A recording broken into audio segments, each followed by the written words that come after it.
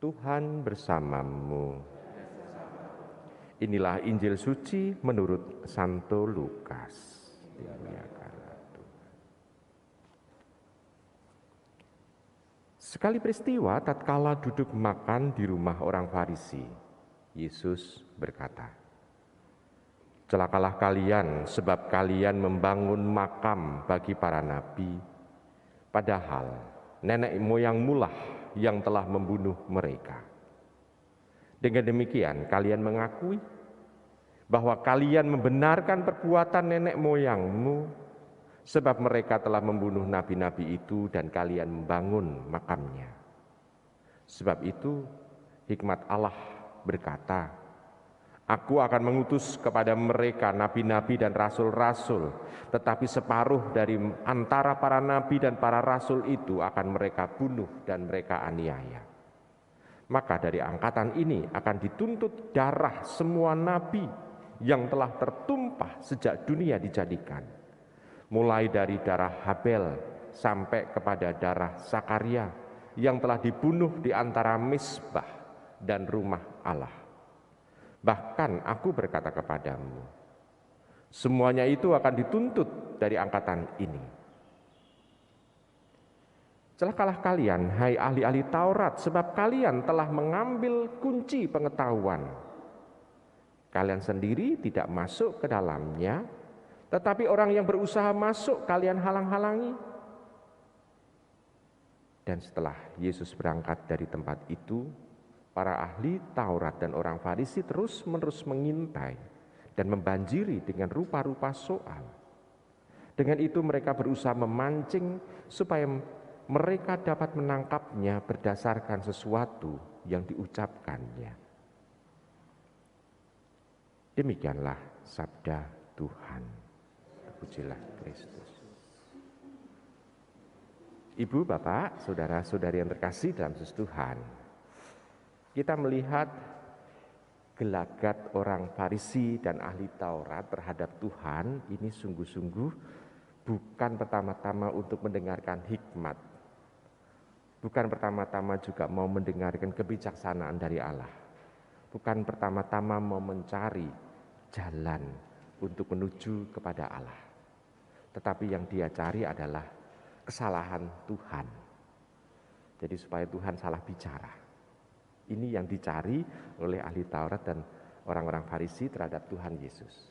Nah, Ibu, Bapak, dan saudara yang sudah terkasih, kalau dalam pengalaman kehidupan kita, seringkali kita juga ditanya mengenai iman kita, Allah Tritunggal Maha Kudus, tentang Allah, tentang Tuhan Yesus yang adalah Putra Allah, tentang kenapa kok kita mentuhankan Tuhan Yesus.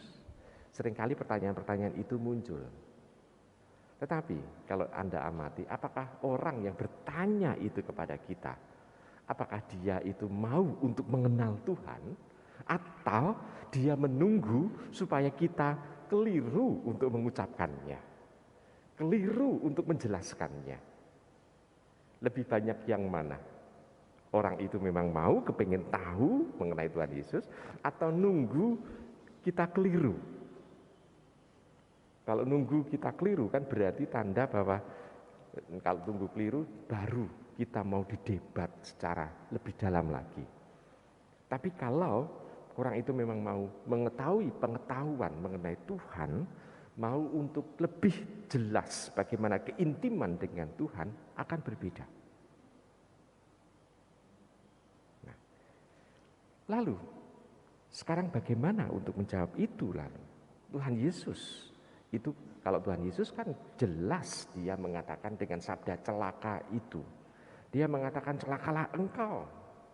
Orang-orang Farisi dan ahli Taurat tidak sebetulnya mau mengatakan itu, walaupun tidak ditulis dalam kitab suci mengenai bahwa yang dituju adalah ahli-ahli Taurat dan orang Farisi. Tetapi toh kita bisa melihat bahwa ini yang mau dituju adalah mereka. Ibu, Bapak, saudara yang terkasih, kalau Tuhan Yesus berani seperti itu, kalau kita tentu tidak mempunyai keberanian seperti itu. Kalau ada orang. Tetapi yang jelas adalah kita menunjukkan dalam kehidupan kita mengenai kedekatan kita dengan Allah. Sehingga tidak perlu kita itu mau menjelaskan dengan kata-kata mengenai siapa Allah, bagaimana kita harus hidup bersama dengan Allah, bagaimana cara kita dalam hidup beriman itu dalam kehidupan sehari-hari, kita tidak perlu untuk bercerita atau omong, tetapi kita membuktikannya itu dengan cara kita menghidupinya. Biarkanlah orang itu melihat cara hidup kita. Apakah betul bahwa dalam kehidupan kita mengalami kedekatan dengan Allah? Ya, kedekatan dengan Allah karena kita memanggil Allah dengan sebutan Bapa, dan kita juga bisa melihat bagaimana sikap Bapa dalam kehidupan sehari-hari di tengah masyarakat misalnya.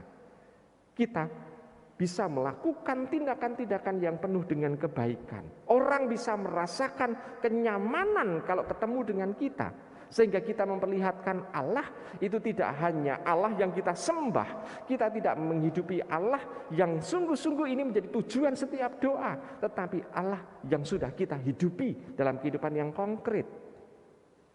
Nah, dengan seperti itu, ini orang biarlah melihat kehidupan kita. Sehingga kita bisa melihat kalau orang bertanya, kita bisa bertanya balik juga. Lalu kita bertanyanya bagaimana, misalnya Allah Tritunggal Maha Kudus, lalu apa yang menjadi masalah bagi Anda? Kita kan bisa bertanya seperti itu. Kenapa Allah disebut dengan 3? Lalu kita bisa bertanya lebih dalam lagi. Karena orang yang mau menjebak kita seperti ahli Taurat dan orang Farisi sudah hidup dalam frame, dalam bingkai tentang iman. Dan orang tidak boleh lebih dari bingkai itu. Mereka lupa bahwa Allah itu tidak bisa dibatasi dengan hanya bingkai dan rumusan-rumusan yang terbatas. Allah maha besar. Kebesaran Allah itu diperlihatkan dengan apa? Dengan Allah tidak bisa dibungkus dengan bingkai yang kecil. Apalagi bingkai pikiran kita. Allah maha kuasa. Dengan seperti itu, kita bisa melihat bahwa seringkali justru kita hidup dalam kepicikan kita juga. Kepicikan manusiawi. Tetapi di situ mau untuk Tuhan dengan mengatakan sabda celaka itu, Tuhan mau mengajak kita juga supaya kita membuka pikiran kita. Tuhan itu adalah maha pemberi surprise, kejutan. Kalau pemberi kejutan berarti seringkali hal-hal yang di luar nalar manusia itu mudah untuk dikerjakan Tuhan. Kalau pemahaman orang Farisi dan ahli Taurat yang dibungkus dengan bingkai itu terbawa oleh mereka, maka mereka akan sulit untuk menerima pemahaman mengenai kebangkitan badan. Mereka akan sulit untuk bisa menerima mengenai Tuhan yang harus menderita sengsara untuk menebus kita. Tidak akan mampu untuk menangkap itu. Kenapa? Karena mereka terlalu hidup dalam bingkai, di dalam frame itu. Sehingga sulit untuk bisa menerima.